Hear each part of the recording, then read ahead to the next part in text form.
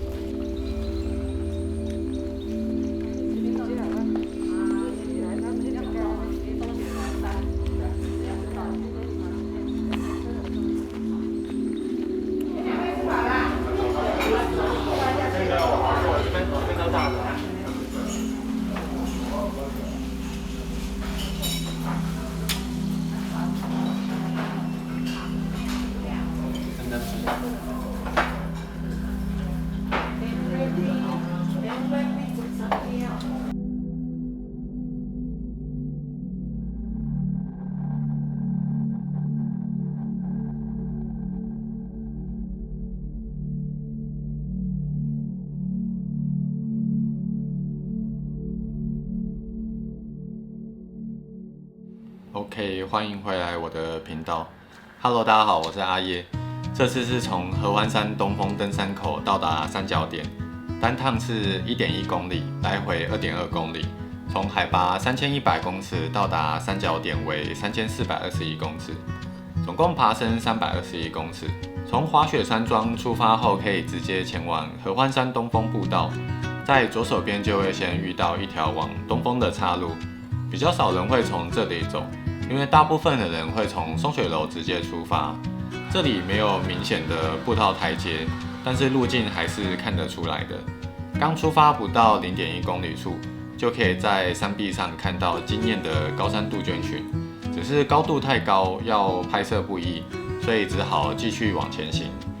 这段分支的路线因为也较少人走，所以箭竹林生长较高，要穿过这片箭竹林，建议要穿着长裤，比较不会容易被划伤。这边有点偏离主要步道，路径比较萧条。大约到达快 0.2 公里处，支线就会与主要步道汇合，接下来就是台阶式的步道，一路往东峰前进。合欢山东峰从登山口进入后，就一路是上坡。因为山的形状就像是一座迷你的金字塔状，也因为腹地小，几乎是没有平坦的路面可以行走。那步道的组成前半段以木栈板为主，也可以看到旧有损坏的台阶和修复或新建的台阶混合。到了后半段的步道，就以一些台湾高山常见的碎石路和木栈板步道做混合。在到达大约 0.5 公里左右，往右手边的岔路走，可以到达废弃的缆车站遗址。因为滑雪山庄早在民国74年以前有提供滑雪的游客可以搭乘缆车上合欢东峰做滑雪的活动，但因年代久远失修及气候暖化，目前滑雪山庄单纯提供旅客住宿，且是全台海拔第2高的旅馆。抵达大约在 1.1 公里的三角点时，已接近傍晚时分。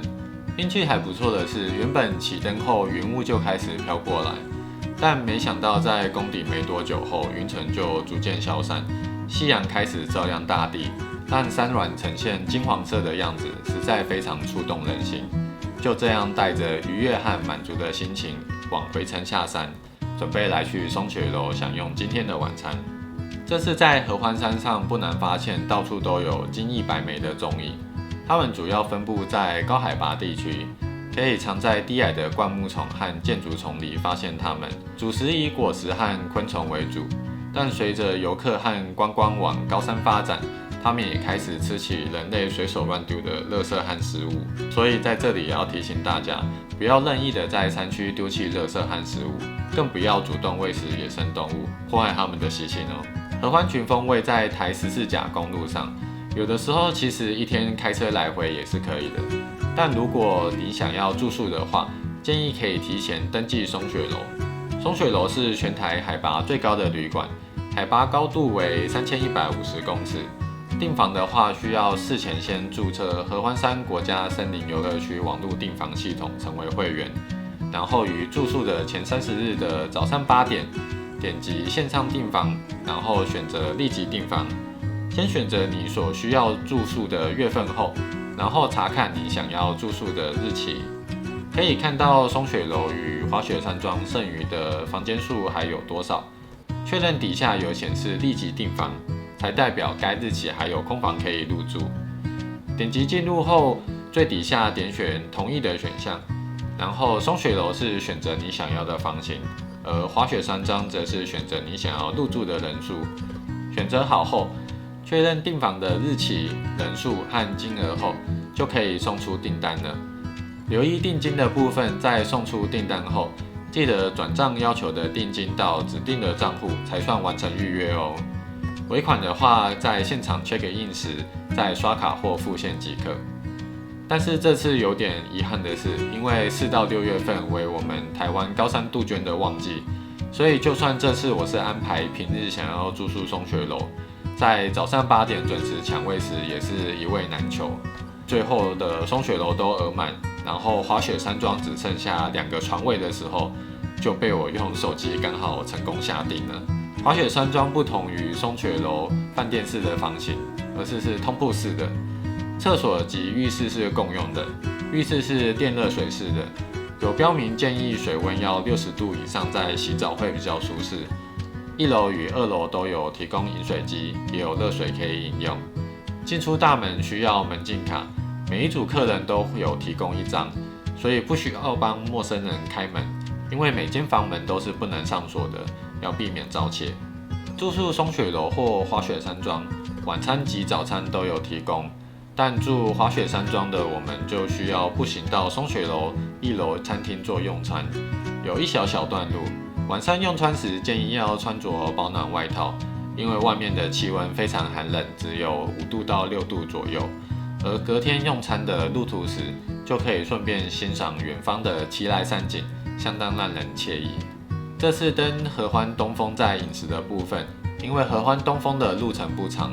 水的话，我是只有携带1瓶590cc 的保特瓶运动饮料，就还绰绰有余。食物的话，可以携带一些零食和糖果，在路途上为自己补充一些能量即可。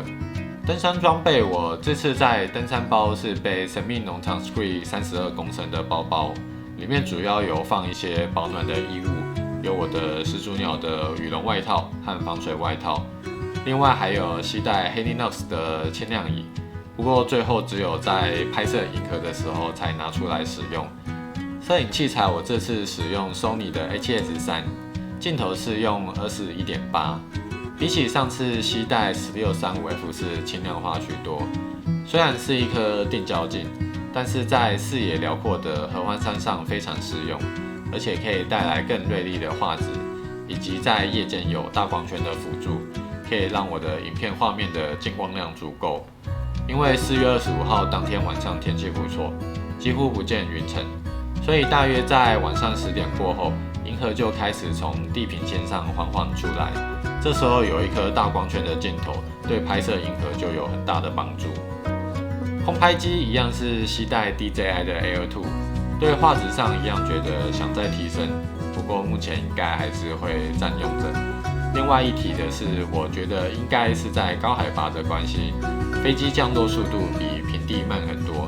之前在雪山圈谷也有相同的经验，所以我建议大家要预留多一点电量，让飞机有足够的时间可以缓缓的降落，避免电量不够就准备要炸机了。那这次装备整体重量含水是9.5公斤，摄影器材的部分占了5公斤。